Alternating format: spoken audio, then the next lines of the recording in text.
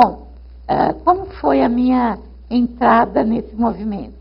Na verdade, o movimento estava se constituindo ainda. Quando eu comecei a realizar as provas de vestibular, foi que pela primeira vez eu tive contato com outras pessoas com deficiência. Eu tinha uma deficiência congênita e até então, até os 18 anos, eu não tinha tido nenhum contato com outra pessoa com deficiência. Tinha estudado em escola regular, né? Mas naquela época, uma presença de uma pessoa com deficiência numa escola era uma raridade. Muito diferente de hoje, em que a matrícula das pessoas com deficiência é uma exigência legal, é um direito garantido nacionalmente. Bom, eu me encontrei com algumas pessoas deficientes, porque na época o vestibular era feito em salas reservadas, né, específicas, para pessoas com deficiência. Fiz isso na USP e na PUC. E quando eu fui fazer o vestibular na PUC, uma pessoa, um rapaz, com paralisia cerebral, com grande comprometimento motor, ele estava prestando vestibular para Direito e tinha feito todas as provas, que eram de múltipla escolha, e quando ele foi fazer a prova de redação, ele não tinha condição de escrever, então ele pediu que lhe fosse permitido ditar a redação para alguém que pudesse escrever.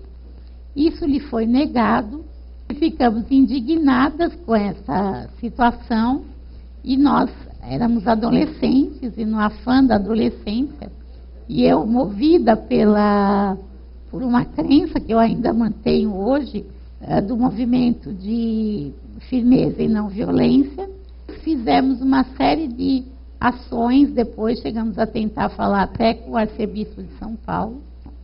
Infelizmente, o caso específico dele não foi resolvido. Mas, como resultado do nosso movimento, hoje, as pessoas com deficiência que fazem vestibular são respeitadas hoje em dia nesses exames. Bom, diante desse fenômeno, nós ficamos, eu e Lia, indignadas, e eu tinha telefones e nomes das pessoas com quem eu tinha prestado vestibular na USP, e resolvemos nos reunir, porque achávamos que a situação das pessoas com deficiência no nosso país era uma situação extremamente indigna, né? Então, fizemos uma série de reuniões em minha casa, na época, e isso originou o NIDE, o Núcleo de Integração de Deficientes. O que eu acho é que esse episódio me revelou a dimensão coletiva e social da deficiência. Antes eu achava que a deficiência era um fato que tinha acontecido só comigo. Quando eu descobri, né, que a deficiência é um fenômeno social, né, e principalmente político, isso fez uma guinada da minha vida e me abriu uma série de possibilidades de trabalho profissional, de trabalho acadêmico, de movimentação, de ativismo político. Eu não acredito, né, que as conquistas possam se dar sem mobilização.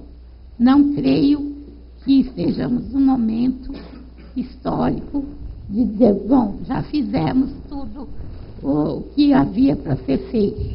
E agora as organizações oficiais, os órgãos governamentais, é que devem estar seguindo, né, no cumprimento do exercício dessas políticas já criadas. Não vamos nos enganar de que conquistamos tudo e que agora podemos assistir, né, de camarote às nossas conquistas. É fundamental que continuemos ainda organizados, mobilizados e lutando para que nada vá para trás e, muito pelo contrário, que as conquistas avancem.